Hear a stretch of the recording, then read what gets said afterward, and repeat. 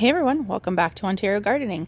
So today I'm going to show you how to plant potatoes inside of a laundry basket. So this is a dollar store hack because this is from the Dollar Tree. It's super simple and a great and effective way if you don't have a ton of gardening space.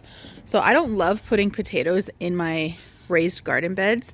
It hogs a lot of space and it leaves a lot of room for pests. Those little roly-poly-olies, the pill bugs, they love to decimate potatoes if you're not careful.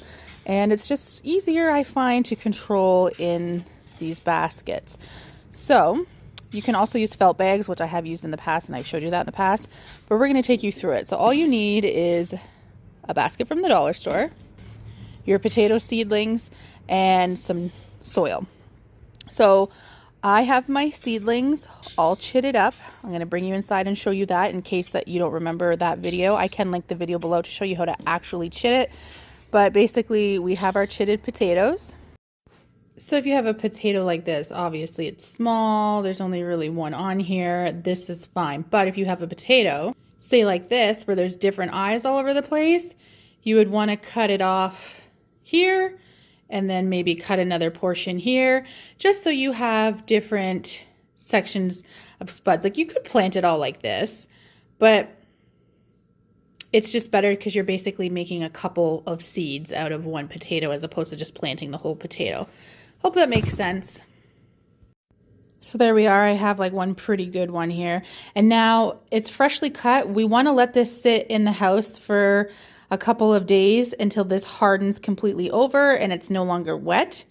This kind of cures it on the bottom. And that's up making sure so that when we plant it in the soil, this isn't open and porous to absorb moisture and that kind of stuff, because then it's going to rot. So cut them all up, chit them all up nicely now that they're all chitted up nicely, cut them up, and we're going to go ahead and plant these. Look how dark these purple potatoes are. They're going to be nice. This is the variety here if anybody's interested. They're the Violet Queens. And now we're going to put them inside of our basket. Now I just want to kind of give a heads up if you're planting them in the spring, because you're wanting to do this like 2 weeks before your last frost date. Just make sure in the forecast there isn't a ton of rain, especially if you're doing them in any kind of container or bag or pot. Just because you don't want your potato seedlings to get waterlogged and rot the potato before it has a chance to actually sprout and take off. So a little rain is fine. We actually have a little rain in the forecast for tonight, but you don't want it to be waterlogged for like 3 or 4 days after planting. It's not going to be great for those potatoes. So go ahead and fill your container, your laundry basket with soil. And you're going to go about halfway. You don't want to fill it right to the top. You are, of course, because it's in a laundry basket, going to have some fall out of the side. That's okay. We'll reuse it. You could use like a liner inside, like a garbage bag or something like that. I personally am not going to do that. The other tip is you want like you don't want a compact soil. You want a nice light and fluffy container soil if you're doing it in a laundry basket. Looking for like perlite. I'm going to add my own perlite in here, which is those little white rock looking things. So we are going to make sure it's nice and light and fluffy. Potatoes don't love to be in compact soil. They're not going to grow very well. Those chits aren't going to take off very well. So now we're going to go ahead and place just a few potatoes. So I've got, and you're wanting to kind of put those chits upright. In reality, they'll all kind of reach the light in the soil, but it's better to just have those chits upright if you can, like anything.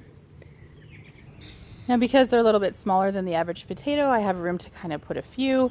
And remember to give them space because it's going to create a couple potatoes for each plant around wherever you plant the potato.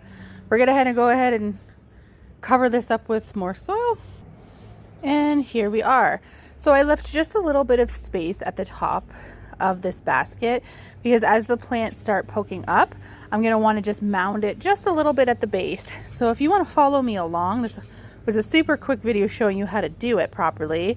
If you want to follow me along and see how this turns out and the harvest that we get for them, go ahead and be my guest. We will talk to you soon. Bye.